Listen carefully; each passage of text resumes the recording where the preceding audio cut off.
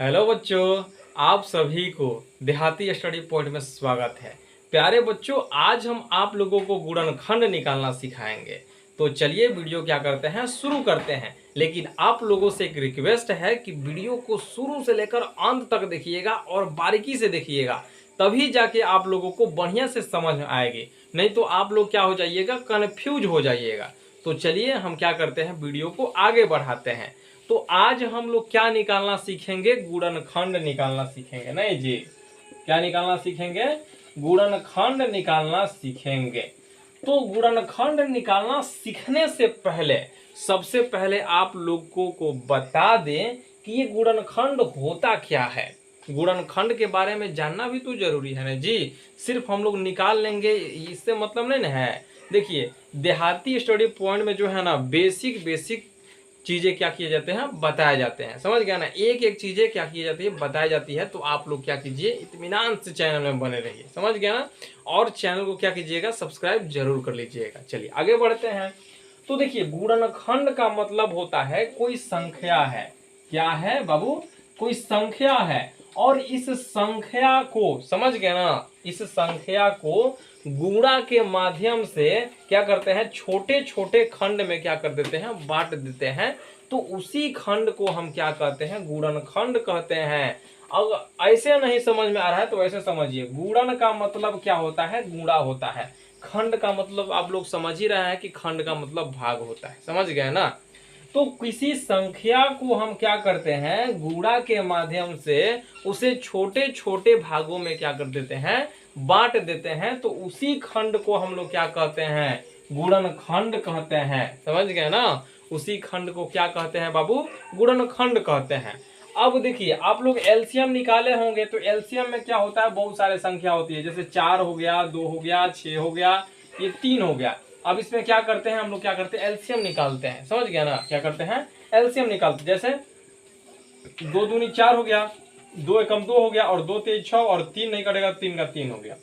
चलिए, कितने से कट रहा है, तो 2 का 2 रह जाएगा, 1 का 1 रह जाएगा, 3 एकम 3 हो गया, और 3 एकम कितना हो गया, 3 हो गया। ऐसे हम लोग क्या करते हैं, एलसीएम निकालते हैं ना जी। तो गुणनखंड में क्या होता है, कितना भी संख्या रहेगा। समझ गया ना, यानी हमारा कहने का मतलब हो गया कि चाहे वह बड़ा संख्या हो या चाहे छोटा संख्या हो। समझ गया ना, चाहे वह बड़ा संख्या हो या चाहे वह छोटी संख्या हो। समझ गया ना, लेकिन एक ही संख्या होता है। बात समझ है कि नहीं समझे, बात समझे कि नहीं समझे, वीडियो को स्किप करके भागना नहीं है, नहीं तो आप लोगों को समझ में नहीं आएगा। तो इसमें गुणनखंड में क्या होता है कि एक ही संख्या होता है और एक ही संख्या को करना पड़ता है, क्या यानी काटना पड़ता है। समझ गया ना। तो मान लेते हैं वह संख्या कितना है, 24 है। क्या मान लिए, 24 है। अब देखिए, यहाँ पे गुणनखंड निकालना सीख रहे हैं। समझ गए ना बाबू मेरे। चलो, गुणनखंड निकालना सीख रहे हैं। तो यहाँ पे हो गया आपका 24 हो गया। अब वो कहेगा कि 24 का गुणनखंड कीजिए। समझ गया ना, क्या कीजिए, 24 का गुणनखंड कीजिए। तो क्या करेंगे, 24 का गुणनखंड करेंगे तो कितने बार में कटेगा। देखिए, इसमें क्या होता है ना, एक को छोड़ के, एक से कोई भी संख्या क्या कीजिएगा, काटिएगा ना, तो वैल्यू उतना ही रहेगा। तो एक को छोड़ के देखेंगे कि ये जो 24 है कौन से अंक से कटने वाला है, तो 2 से कटने वाला है। तो 2 से काटेंगे तो 2 एकम 2, और 2 दूनी कितना हो गया, 4 हो गया। इतना हो गया ना जी। चलिए आगे बढ़ते हैं। अब ये 12 है तो फिर से 2 से कट जाएगा, 6 बार में कट गया। अब यहाँ पे चलिए, 2 तिहाई कितना हो गया, 6 हो गया। इसका खंड बाई खंड हम लोग बांट दिए, यानी कर दिए।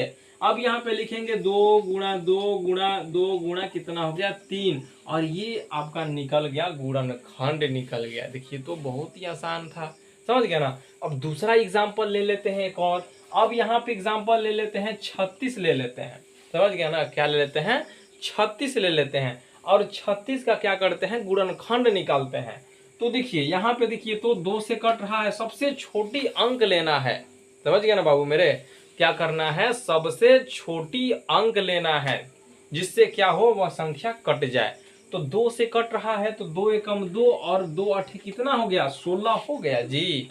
इतना हो गया ना। अब चलिए आगे बढ़ते हैं। ये 18 भी क्या कर रहा है, 2 से कट रहा है तो 2 9 18 हो गया। अब 9 जो है 2 से तो कटने वाला नहीं है, तो कौन से अंक से कटेगा? तो 3 पे चलते हैं। तो 3 तरीका कितना होता है? 9 होता है। यानी 3 तरीका कितना हो गया? 9 हो गया। इतना हो गया ना जी। अब लिख देंगे क्या? 2 गुणा 2 गुणा 3 गुणा कितना हो गया? 3। और ये आपका क्या हो गया? गुणनखंड टूट गया। तो ऐसे ही क्या किया जाता है? गुणनखंड बनाया जाता है। अच्छा, एक और कंफ्यूजन आता है, कह देता है क्या कि ये संख्या क्या कीजिए, अभाज्य गुणनखंड निकालिए। तो बाबू मेरे आप लोगों को बता दे कि चाहे गुणनखंड का है या चाहे अभाज्य गुणनखंड का है, समझ गए ना?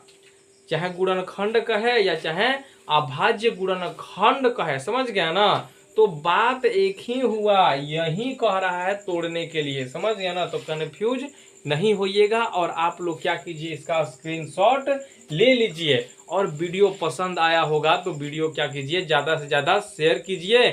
और इस जो है चैनल को क्या कीजिए, सब्सक्राइब करके बेल आइकन को क्या कीजिएगा, दबा लीजिएगा, ताकि जितने भी वीडियो की नोटिफिकेशन हो ना, तो सबसे पहले आप लोगों तक पहुंचे। तो आज के लिए क्या है, इतना ही है।